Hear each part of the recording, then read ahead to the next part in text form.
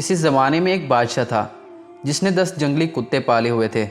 اس کے وزیروں میں سے جب بھی کوئی غلطی کرتا، بادشاہ انہیں ان کتوں کے آگے پھینکوا دیتا اور کتے اس کی بوٹیاں نوچ نوچ کر مار ڈالتے۔ ایک بار بادشاہ کے ایک خاص وزیر نے بادشاہ کو غلط مشورہ دے دیا جو بادشاہ کو پسند نہیں آیا۔ اس نے فیصلہ سنایا کہ وزیر کو کتوں کے آگے ڈال دیا جائے۔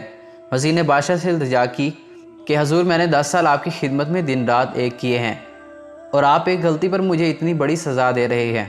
آپ کا حکم سر آنکھوں پر، لیکن میری بے لوث خدمت کی عوض مجھے اپنے آپ صرف 10 دنوں کی مہلت دیں، پھر بلا شبہ مجھے کتوں میں پھینکوا دیں۔ بادشاہ یہ سن کر 10 دن کی مہلت دینے پر راضی ہو گیا۔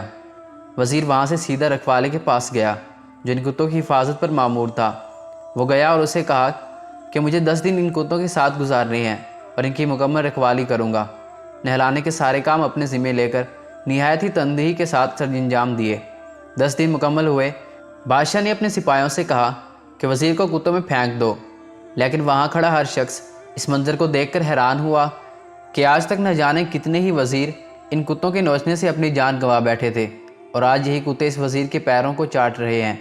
بادشاہ یہ سب دیکھ کر حیران ہوا اور پوچھا، کیا ہوا آج ان کتوں کو؟ وزیر نے جواب دیا، بادشاہ سلامت، میں آپ کو یہی دکھانا چاہتا تھا۔ میں نے صرف 10 دن ان کتوں کی خدمت کی اور یہ میرے ان 10 دنوں میں کیے گئے احسانات نہیں بھول پا رہے۔ یہاں میں نے اپنی زندگی کے 10 سال آپ کی خدمت کرنے میں گزار دیے، لیکن آپ نے میری ایک غلطی پر میری ساری زندگی کی خدمت بیکار ڈال دی۔ بادشاہ کو شدت سے اپنی غلطی کا احساس ہوا۔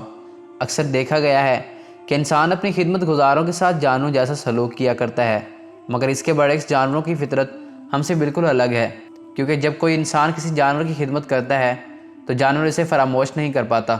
اس لیے ضرورت اس بات کی ہے کہ ہم کسی جھوٹ سے بچیں کہ احسان کو بھی آخری دم تک یاد رکھیں، تاکہ حقیقی معنوں میں ہم اشرف المخلوقات بن سکیں۔